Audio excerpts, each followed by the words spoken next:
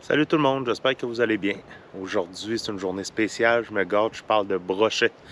Le brochet est de loin ma pêche préférée. C'est une pêche que je fais un peu plus activement que la pêche, exemple à la truite grise ou surtout la pêche au doré qui est une pêche très tranquille. Ou même la pêche, comme j'ai fait une vidéo là, de pêche à gué. C'est une pêche qui est très tranquille. La pêche à la truite grise, c'est une pêche qu'au courant de la saison, on va surtout faire à la traîne. Tandis que le brochet, c'est une pêche que j'aime particulièrement parce que ça me permet de caster beaucoup, d'aller chercher plein de petits spots, plein de petites baies, de se promener, de voir du terrain, d'essayer différentes techniques, puis de vraiment faire énormément de lancers, ce qui fait une pêche qui est beaucoup plus active que la plupart des pêches que j'ai l'habitude de faire. Donc, je vais vous parler un peu de mes techniques aujourd'hui pour la pêche au brochet. C'est une pêche que je commence dès le début de saison, à l'ouverture de la pêche. Je suis sur le lac de Bonheur. C'est une pêche que je vais faire tout le long de la saison. Donc, c'est probablement la pêche sur laquelle je passe le plus d'heures.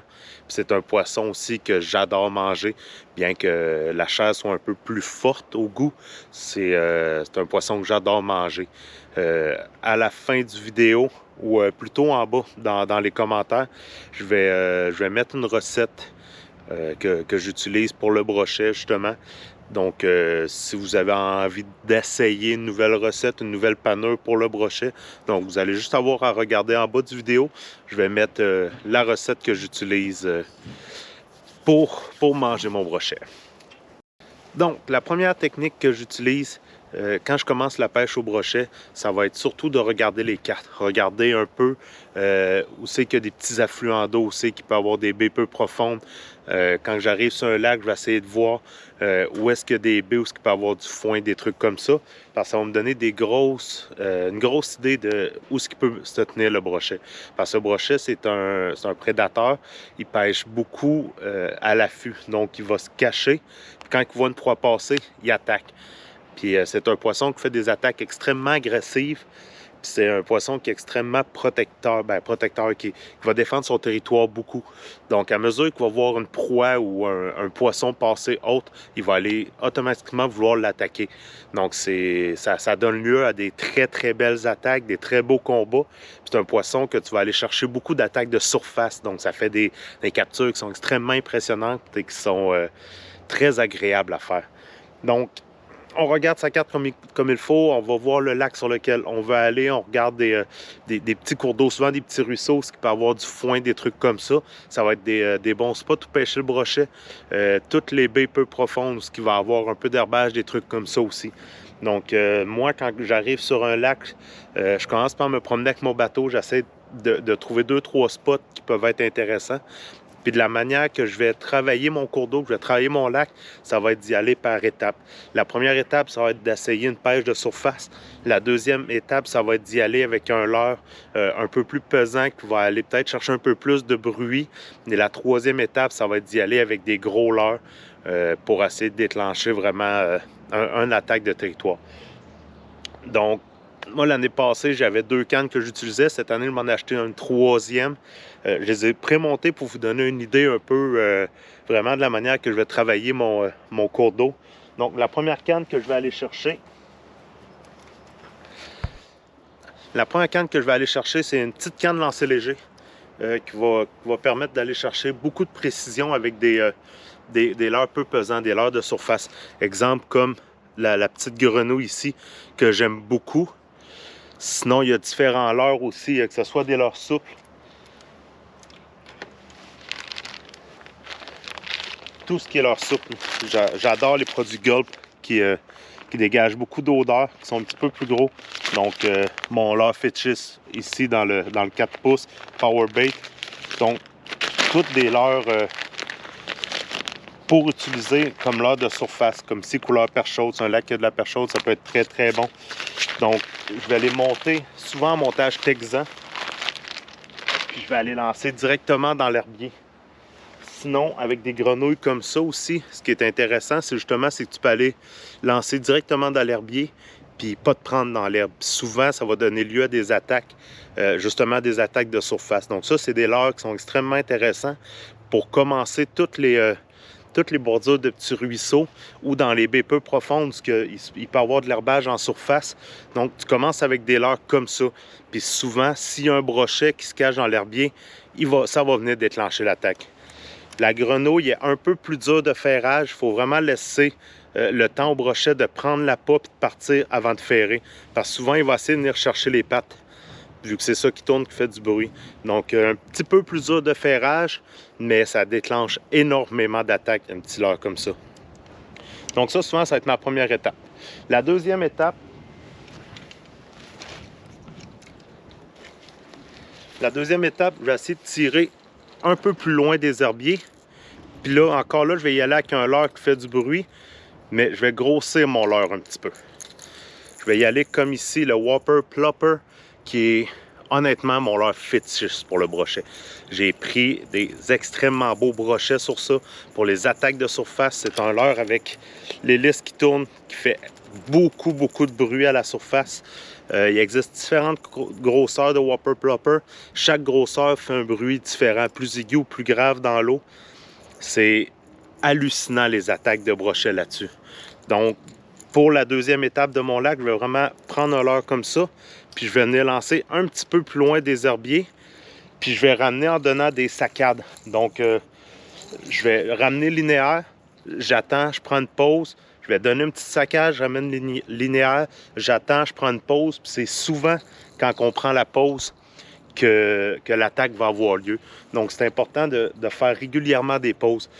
Puis, la manière de pêcher avec ça, c'est que tu pêches un petit peu à l'extérieur du foin, mais tu pêches linéaire au foin. Donc, tu ne lances pas en ligne droite vers le foin, tu essaies de te mettre de côté, puis tu essaies de longer le foin avec ce leurre-là. Puis le brochet, souvent, ce qu'il va faire, c'est qu'il va venir attaquer de côté comme ça. Donc, important, bas de ligne en acier, toujours. Puis, moi, vu que c'est des cannes que j'utilise pour différents types de pêche, surtout s'il y a un lac qui a du brochet, souvent il va y avoir du doré, je garde un bas de ligne en fluo. Comme ça, si j'arrive au courant de la journée, je passe du brochet, je veux passer au doré, bien, j'ai pas à me refaire un bas de ligne, parce que c'est long, ça prend du temps, c'est faire le nœud et tout, ça prend du temps. Donc, je garde mon bas de ligne en fluo. Ça permet aussi, c'est beaucoup moins abrasif, donc c'est tendance à moins rester pris si tu accroches dans les roches ou quoi que ce soit. Ou si tu prends un brochet, il va être plus résistant aussi pour les dents du brochet. Puis, suite à ça, je viens mettre un bas de ligne en métal, en acier, pour vraiment éviter de se faire casser, là. Parce que le brochet avec ses dents, si tu prends juste un petit fil tressé, tu vas te faire casser, c'est sûr. Donc, un bas de ligne en acier avec un leurre, un peu plus de surface encore là, puis que tu vas aller longer justement ta ligne de foin avec ce type de leurre-là. Pour cette technique-là, je vais aussi utiliser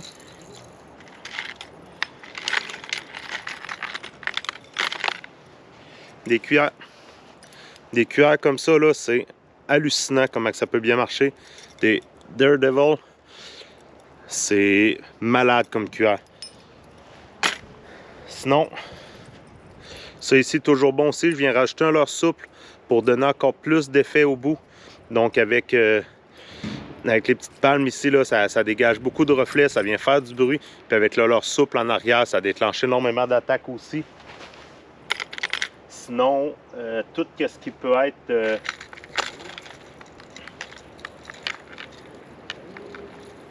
dans le Yuzuri comme ça, là, des petits leurres avec des hélices aussi, ça peut être très bien. Je vais y aller aussi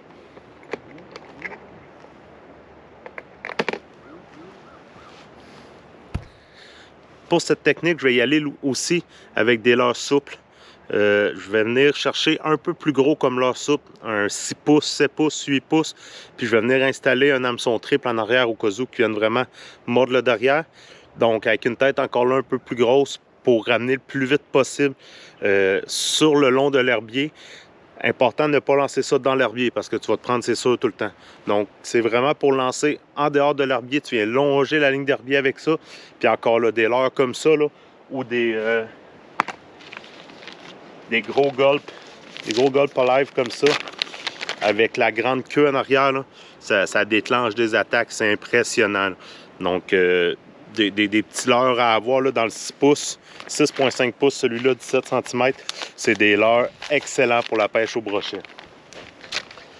La troisième technique que je vais faire, je m'en sers beaucoup pour faire de la traîne, pour couvrir du territoire, mais aussi pour le casting. Donc, du bonbon à brochet, c'est le cas de le dire, ces leurres-là, c'est impressionnant. J'ai pris mes plus gros brochets avec ce genre de leurre-là. Vous avez les X-Rap Peto et les X-Rap Otus. Donc, il se fait dans ce modèle-là comme ça.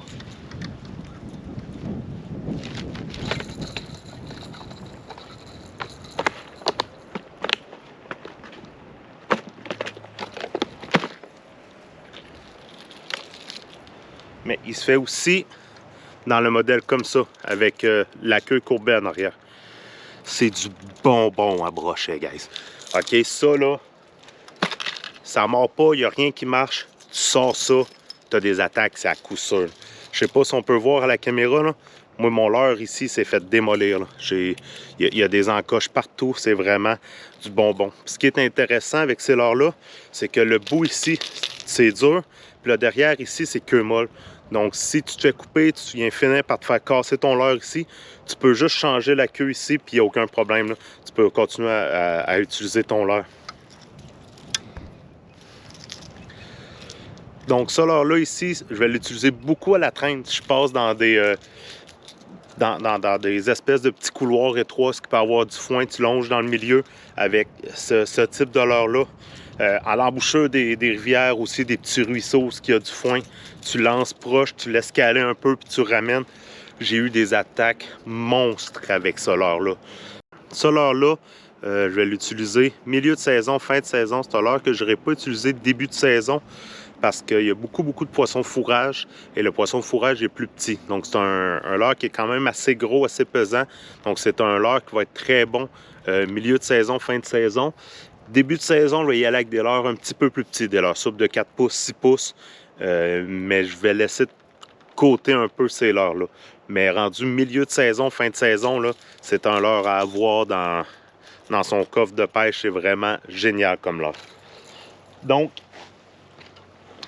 ça fait un peu le tour pour la pêche du brochet. C'est important de se rappeler que le brochet, il attaque vraiment à vue. Donc, ça va être un poisson que si le leurre lui tombe à côté de la face, à côté des yeux, il va attaquer, c'est instantané. Donc, quand vous arrivez sur le bord d'un petit ruisseau, quelque chose comme ça, si vous voyez, ça m'est déjà arrivé, là, j'arrive sur le côté du petit ruisseau, il y a une touffe de foin à droite, il y a une touffe de foin à gauche, j'ai casté à droite, j'ai sorti un poisson à droite, j'ai casté à gauche, j'ai sorti un poisson à gauche. Donc, il peut y avoir plusieurs brochets dans le même spot, donc c'est important de vraiment décortiquer au complet sa colonne d'eau, ce que tu arrives. Si tu arrives dans une baie qui a du foin, essaye de te stationner avec ton bateau dans le milieu de la baie, puis là, tu vas vraiment caster un peu partout ses bords. Donc, c'est vraiment important parce que le brochet, il n'aura pas tendance à courir après ton leurre sur une grande surface. Il va vraiment vouloir attaquer à vue avec une attaque rapide et puissante. Donc, c'est pour ça que c'est important de ne pas se décourager. Si tu arrives dans une baie, tu fais 2-3 lancers, 4-5 lancers, tu vois que ça ne mord pas, continue. Va vraiment décortiquer ta baie au complet. C'est un poisson qui est extrêmement fun à pêcher, justement, parce que c'est une pêche qui reste plus active. Sur un lac, tu peux pêcher, tu peux caster toute la journée, puis découvrir des nouvelles baies, des nouveaux territoires, des nouveaux trucs. C'est vraiment intéressant. Sinon, c'est une pêche que tu peux faire aussi à la traîne. À la traîne, c'est une technique différente. Tu vas essayer d'aller chercher des distances d'environ 5 à 10 pieds comme profondeur d'eau. Donc, dans cette profondeur d'eau-là, c'est important. Si c'est un fond rocailleux, oublie ça, tu n'auras jamais de touche là. C'est important d'aller encore essayer d'aller chercher des baies où il peut y avoir du foin ou de l'herbier un peu. Donc, avec des profondeurs de 5 à 10 pieds, des leurres comme celui-ci, des leurres jointés, qui vont aller chercher du bruit puis beaucoup de reflets, ça peut être excellent. Des gros leurres comme celui-ci avec une plus grosse bavette, c'est encore là, c'est un leurre qui va dégager beaucoup de bruit dans l'eau avec les billes. Ça, c'est très important parce que le brochet, souvent, il va attaquer à cause du bruit. Ça peut être très intéressant d'aller chercher côté bruit aussi. Sinon, moi, il y a des leurres que j'apprécie énormément. C'est un leurre qui a été fait par Jim de Locklear, de Leurre. Jim de Locklear. C'est un gars qui habite dans le coin de Montmagny qui fait ces leurres-là. Ils sont impressionnants. Ils sont pesants, c'est de la grosse qualité. Donc, ils sont encore là à la traîne lente sur le bord des herbiers. Ça peut déclencher des attaques impressionnantes là, avec les gros œils blancs qui viennent chercher beaucoup de reflets. Ça peut être très intéressant. Je vais laisser dans le bas d'un commentaire justement le lien pour aller sur son site pour le contacter. Je sais qu'il en vend chez La Tulipe un peu. Moi, j'ai fait affaire directement avec lui. J'en ai acheté deux. J'ai acheté celui-là. Puis j'ai acheté celui-là ici, couleur macro. Donc, c'est vraiment des leurres excellents. Ils sont pesants. Ça se lance bien. Donc, encourager local, encourager québécois. Il fait un produit vraiment de très haute qualité. Donc, je conseille fortement. Sinon, tout leurre à grosse bavette pour la traîne que tu vas aller chercher entre 5 à 10 pieds, ça peut être très bien. Puis ça permet de couvrir un peu plus de territoire puis se déplacer entre deux zones. Donc, tu passes d'une baie herbeuse, tu essaies de caster, tu essaies de faire tes trucs, tu pars à la traîne, tu fais un petit peu de traîne, tu vas chercher une autre baie herbeuse en longeant le bord, tu vas recaster un petit peu. Donc, moi, c'est vraiment une pêche que j'adore pour ça parce que ça te fait découvrir ton lac au complet. Puis en même temps, ça te permet de te garder actif. Parce que faire du lancer pendant 1 heure de temps dans une baie, ben c'est le fun, c'est plaisant. Donc, tandis que juste rester, faire de la traîne puis attendre, des fois, ça peut être un petit peu long, un petit peu redondant. C'est pas fait pour tout le monde. Donc, un mix des deux, ça peut être extrêmement intéressant. Je tiens à rappeler justement que le brochet avec ses dents peut vous couper facilement. Donc, c'est important, le bas de ligne en acier. Sinon, ben, ayez du plaisir, gênez-vous pas. Si vous avez des questions, me laisser savoir soit dans les commentaires de vidéo, soit me rejoindre via Messenger. Je suis toujours disponible pour répondre aux questions, puis il y a sûrement des trucs que j'ai oublié de dire dans la vidéo. Donc, gênez-vous pas pour me contacter, pour me donner vos impressions, me donner vos avis. Si vous aimez ça, ce genre de vidéo, si vous voulez que je rentre un peu plus en détail ou moins en détail, le brochet en même temps, c'est une pêche qui peut être très différente d'une période à l'autre parce qu'il peut se pêcher vraiment en deux eaux. Donc, autant tu peux avoir du brochet qui va être sur le bord des herbiers, autant que tu peux avoir du brochet qui va être dans 25-30 pieds d'eau, qui va être beaucoup plus dur à aller chercher.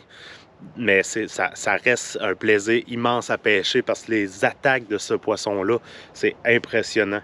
Donc, gênez-vous pas à me contacter, gênez-vous pas à m'écrire. Un petit pouce en l'air si vous avez aimé la vidéo. N'hésitez pas à vous abonner à ma chaîne. Il va y avoir beaucoup de vidéos cet été. J'en tourne régulièrement à chaque semaine. Je tourne des vidéos, que ce soit des vidéos de pêche, de camping, un peu de survie. J'ai 1 ou 2 trips de survie aussi qui s'en viennent. Je fais du bushcraft aussi un peu. Éventuellement, cet automne, je vais essayer de faire des vidéos de chasse si la chasse va bien, si tout se passe comme prévu. Donc, inscrivez-vous à ma chaîne. Ça fait extrêmement plaisir de pouvoir faire ça, de pouvoir partager mes connaissances un peu avec vous. Je suis toujours disponible pour répondre aux questions. Donc, gênez-vous pas de m'écrire, gênez-vous pas de rentrer en contact avec moi. Ça me fait plaisir de vous répondre. Sur ce, je vous souhaite une très bonne pêche, très bon début de saison, en espérant qu'il vente un peu moins dans les prochains temps puis qu'on puisse sortir les bateaux puis aller s'amuser, profiter un peu de la pêche à la truite en attendant l'ouverture du brochet. Moi, c'est clair, le premier matin de pêche au brochet, je suis sur le lac avec le petit setup que je vous ai montré ici, puis je vais m'amuser beaucoup. Donc, bonne saison de pêche à tous!